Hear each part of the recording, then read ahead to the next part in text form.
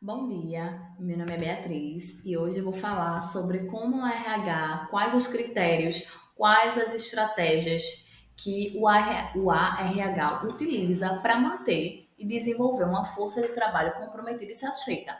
Inicialmente, o RH ele é responsável por fazer o que nessa questão? Ele vai selecionar pessoas com o perfil da empresa, vai adaptar os funcionários à empresa, ao funcionamento da empresa, à cultura da empresa, mas além disso, ele vai fazer, de forma geral, gerenciar toda essa equipe. Como é que ele vai gerenciar? Ele vai administrar o quadro pessoal, seja promovendo, seja transferindo ou demitindo, diminuindo. Ele vai fazer uma política de remuneração para recompensar os trabalhadores. Ele vai desenvolver, a partir também dessa política, uma estratégia, os trabalhadores, os funcionários, porque assim, o objetivo central dele é usar esse recurso humano, né? Essa força de trabalho como uma, como uma vantagem no mercado de trabalho, certo? Frente à concorrência, frente às outras empresas. Porque quando se existe um clima confortável, se existe um ambiente saudável de trabalho, em que eu possa desenvolver os funcionários, possa manter eles comprometidos, a empresa vai desenvolver também.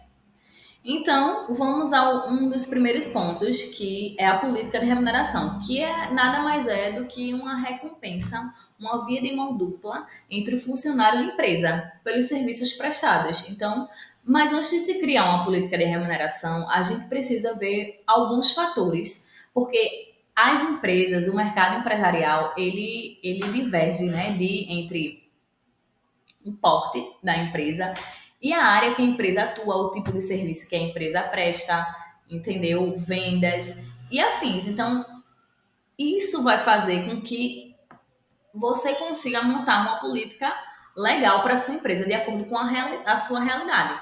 A gente separou alguns fatores que influenciam, por exemplo, trabalho e desempenho, setor de atividade, como eu falei, não dá para eu botar uma mesma política de remuneração para vendas e para uma pessoa que faz só, que não trabalha na parte de vendas, para o setor que não é de vendas. A antiguidade e desempenho dos funcionários, por exemplo, a questão de promoção, a localização geográfica também, o tamanho da organização. Uma organização grande não vai poder oferecer a mesma política de remuneração com uma organização pequena, são realidades diferentes, porque a atividade é diferente. Então, a filosofia da gestão não dá para aplicar a mesma política de remuneração, porque cada empresa tem uma cultura organizacional diferente, tem uma gestão diferente, tem um modo de lidar diferente com as situações da empresa. Então, esses fatores eles precisam ser bastante analisados e detalhados para se formar uma política legal de acordo com a empresa, com a sua realidade empresarial. Vamos aos primeiros pontos, que é o salário. O que é o salário? É a recompensa mais básica, é a recompensa mais comum do trabalho, do serviço prestado, né? No caso da empresa, no caso porque o funcionário ele presta um serviço para a empresa, né? Então, os salários eles se dividem em médio, que é o piso salarial da empresa, a média de salários da empresa, a estrutura salarial, que é como esses salários são distribuídos em médios, altos, pequenos, as funções, os cargos e o salário individual, que ele vai se diferenciar justamente por isso, pelos tipos de cargos. Por exemplo, aqui e as funções e setores também, mas é mais sobre as funções que você exerce. Por exemplo, aqui eu trabalho com uma empresa de manutenção de serviços em equipamentos médicos laboratoriais. Aqui tem, numa mesma gama familiar, que é o técnico, tem três funções: o auxiliar técnico, que é a mais básica, o técnico e o coordenador. Ou seja, de acordo com suas funções, cada um vai receber um tipo de salário e vai variar dentro dessa família, por conta da diferenciação das funções. Sistema de incentivo. O sistema de incentivo, ele é dividido entre os individuais, que ele está vinculado diretamente ao desempenho daquele funcionário, e os coletivos, que é em grupo, né? A remuneração se baseia no desempenho do grupo. Mas esse desempenho, ele fica quando esse desempenho não é palpável, porque aqui a gente pode botar no individual pessoas que trabalham com venda, né? No caso, quem vender mais ganha mais, né?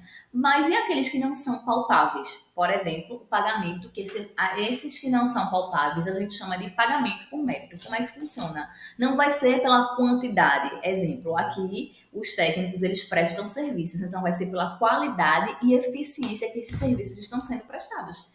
Então, a partir dessa análise feita pelo coordenador, um supervisor, eu vou poder bonificar ele, né?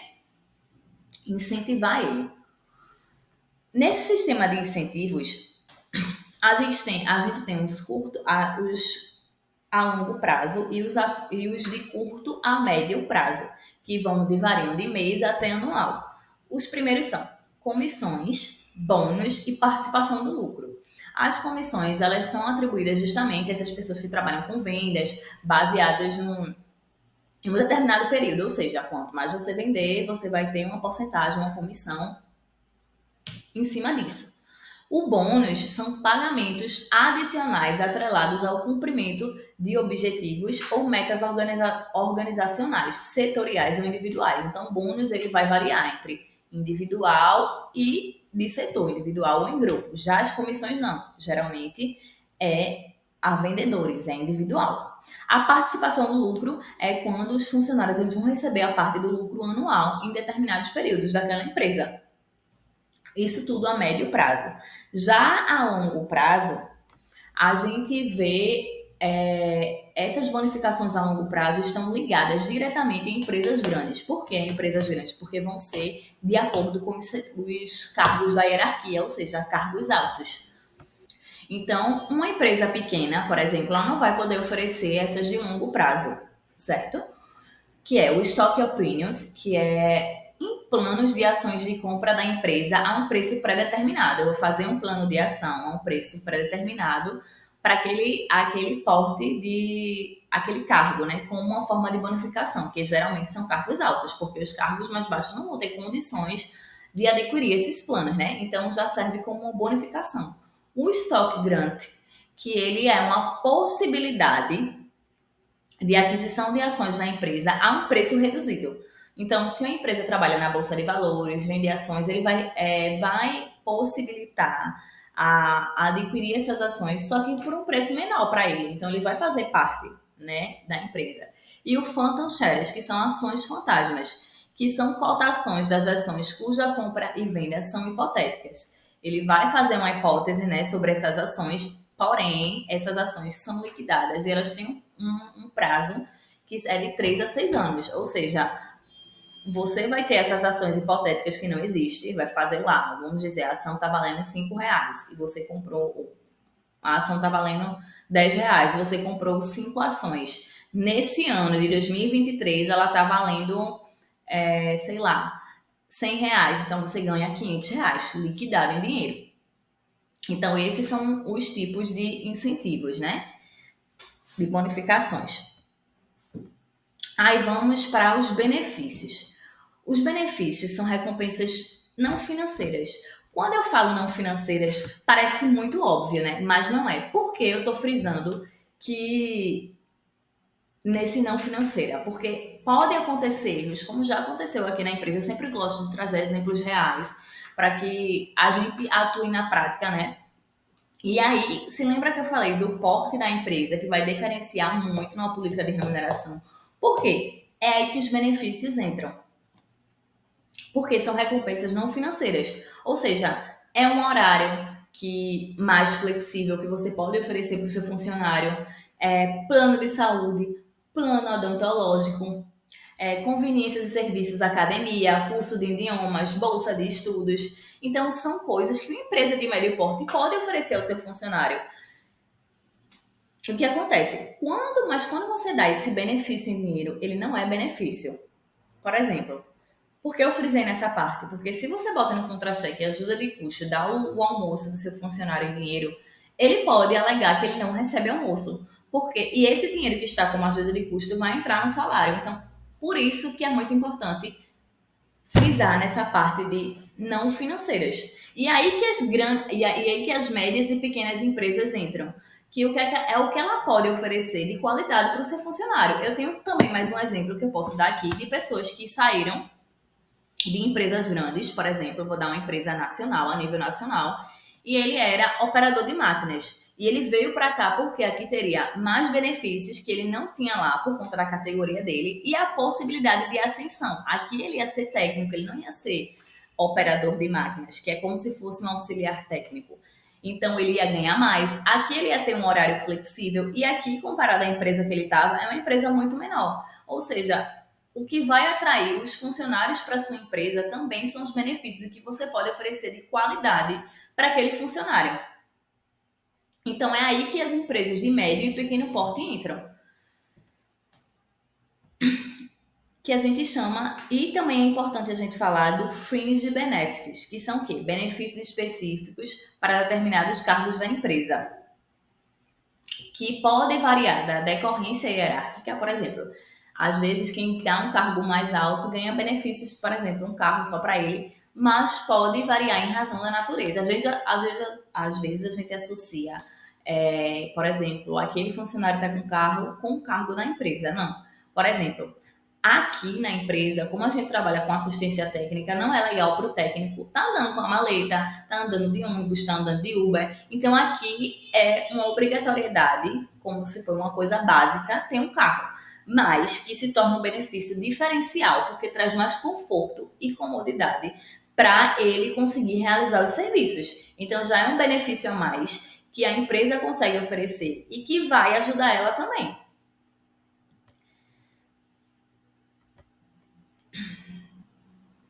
É importante também citar a respeito dessa política de remuneração antes da gente entrar em promoções e transferências, que é o seguinte: um estudo recente de uma empresa assim, especializada em recursos humanos, que ela é de consultoria, High Group, elas mostram que o padrão médio de remuneração das empresas em atividade no Brasil obedece a uma combinação de 53% de remuneração em forma de salário base, 27% em incentivos de curto prazo, 20% de incentivos de longo prazo. E ela cita empresas grandes. E é só retomando e frisando o que eu já falei. Muitas vezes, quando você se tem um bom plano, uma boa política de remuneração, você vai atrair funcionários que queiram vestir a camisa da empresa e que possam ocupar um cargo aqui e melhor do que uma empresa grande pode oferecer, porque sempre quando tem essas pesquisas, a política, a gente pensa em empresas grandes, só que empresas grandes é muito mais fácil delas fazerem uma política de remuneração, porque elas têm capital para isso. Só que a realidade no mercado brasileiro não é só empresas grandes, né? Então eu gosto de mostrar a realidade do médio e do microempreendedor. O que é que eles podem fazer se eles têm uma lucratividade bem menor relacionado à empresa grande? Eles podem oferecer benefícios. E é isso que vão atrair, é isso que vai manter a sua equipe satisfeita. Como eu dei esse exemplo da pessoa que saiu de uma empresa grande para cá, porque aqui ele teria mais benefícios e teria uma possibilidade de ascensão, o que a empresa grande não poderia naquele momento para ele. Então, por isso que deve ser muito pensado e muito bem estruturado a política de remuneração. Voltando, promoções e transferências, né? Ela pode ser definido como um evento na carreira de um trabalhador que levará à alteração das funções desempenhadas, à subida na hierarquia da empresa ou à mudança salarial. Tem dois movimentos, que é o ascendente, que é a promoção que você vai subir, né? E o ascendente lateral, que é a transferência. No entanto, são coisas que precisam também de uma atenção a mais. Por quê? Quando eu pego aquele funcionário e eu promovo ele de forma precoce, sem ele estar preparado, porque assim, grandes responsabilidades vêm com grandes cargos vêm com grandes responsabilidades. Não é porque aquele funcionário se desenvolveu bem, sei lá, num curto período de tempo, que ele está apto para assumir as responsabilidades daquele próximo cargo, que é um nível acima. Então, quando a gente faz essa transferência de forma precoce, acontece efeito reverso, que a gente chama ele de princípio de Peter, que é quando em vez de o funcionário se sentir mais motivado, ele vai se sentir desmotivado. Ele vai se sentir, não vai conseguir acompanhar o ritmo da empresa, ele não vai se sentir capacitado, ele vai se sentir exausto e ele não vai conseguir acompanhar nem cumprir o que aquele cargo e aquela função exige dele, né? Então tem que ter muito cuidado, precisa de uma análise, precisa de tempo, de observação para fazer essas transferências, né? Essas promoções. E assim, as promoções, Elas são baseadas, quando a gente bota em questão de o que é que ela, em questão de gênero, por exemplo, a mulher e o homem, ela apresenta a mesma possibilidade, não tem diferença. Tipo, eles apresentam a probabilidade de promoção igual, né? Porém, ainda é uma questão, a questão salarial. Apesar de ter incentivos, de ter melhoras, ainda existe esse machismo que está enraizado na nossa cultura, que é os homens têm maior possibilidade de salário do que as mulheres para o mesmo cargo, quando são promovidos. A promoção também, ela vai promover o que? O crescimento. Ela é uma fonte importante de crescimento de salário. Exemplo, se eu sou coordenador e eu vou para um gerente, por lei é obrigatório que meu salário aumente 20%. Então, com certeza, aqui, como vocês podem ver no slide, ele dá de 9 a 18%, dependendo, mas tem cargos que exigem uma porcentagem fixa para aquele cargo, ou seja, já é mais um incentivo para o trabalhador. O tempo, quando a gente for dar uma promoção, como eu falei, retomando o princípio de Peter, é importante analisar o tempo que a pessoa está lá, porque quanto maior o tempo, maior a experiência, maior o conhecimento sobre a empresa. Então, são fatores que influenciam, que devem ser analisados quando você vai fazer uma promoção. E por fim, a gente chega aos desligamentos, né? Que é um processo da redução do tamanho da força de trabalho da organização ou da reestruturação de sua base de competências, visando garantir a satisfação das demandas de um ambiente dinâmico. As formais são a demissão, né? Que é a demissão, que é o desligamento,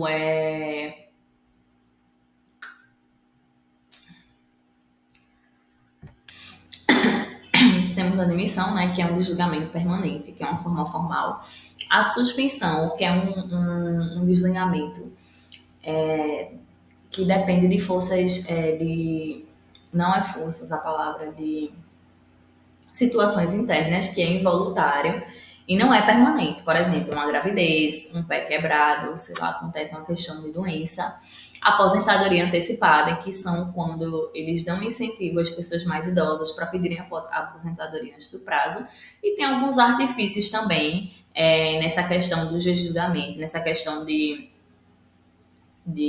reestruturação do quadro, né? Esse lado agora é mais para a questão de reestruturação do quadro, que seria o rebaixamento, quando você rebaixa ele de um cargo.